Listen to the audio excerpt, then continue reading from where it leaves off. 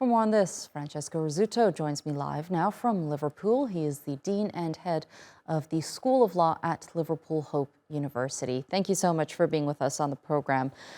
Now, what are the main challenges that Mitsotakis faces in his new term as Prime Minister?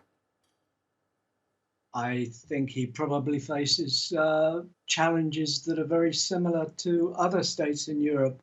Obviously, he has to deal with the cost of living crisis and inflation that plagues the whole of the Eurozone. He clearly has to do something about the health service in Greece, which has been found wanting in all sorts of ways, though we must remember that public services in Greece have suffered greatly because of the euro crisis, or the fact that Greece was effectively bankrupt for a good decade. He also has to deal with two other things. One, the dilapidated state of the infrastructure in Greece. If you remember, a few months ago, there was a terrible accident, a train crash, which was due to a dilapidated infrastructure that hadn't been invested in. And I think finally he has to deal with the state of poverty of many Greeks, again, a consequence of the debt, the bankruptcy of Greece over the last decade or so. So he's got one heck of a challenge. He also has another challenge, and that will come from his far right. As you know, these election results, there are two or three things that should be noted. One, the turnout was lower than a month ago, and his vote was stable, but the electoral system changed. But the most important point to bear in mind here is that, of course, the extreme right, the xenophobic right, have now entered parliament. If you add up their votes, they got 13% of the votes.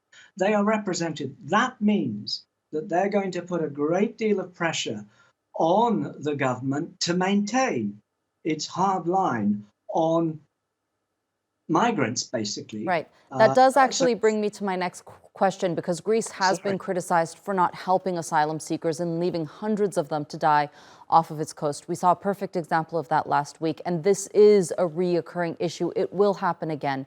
Can we expect Mitsotakis' approach to change moving forward, having that pressure on him now?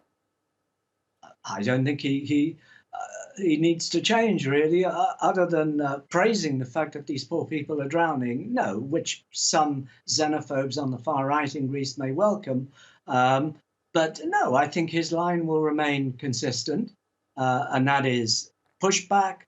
If migrants do make it onto Greek soil, to make it extremely unpleasant for them.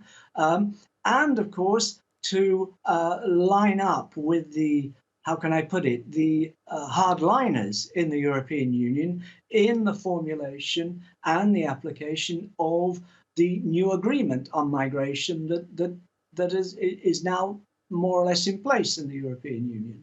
So I don't anticipate any great changes because the Greek position is fairly hardline.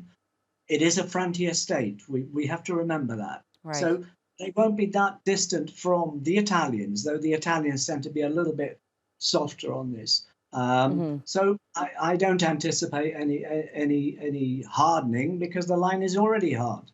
All right, Francesco Rizzuto, thank you so much for joining us here on TRT World and sharing that analysis with us. It's always a pleasure speaking to you.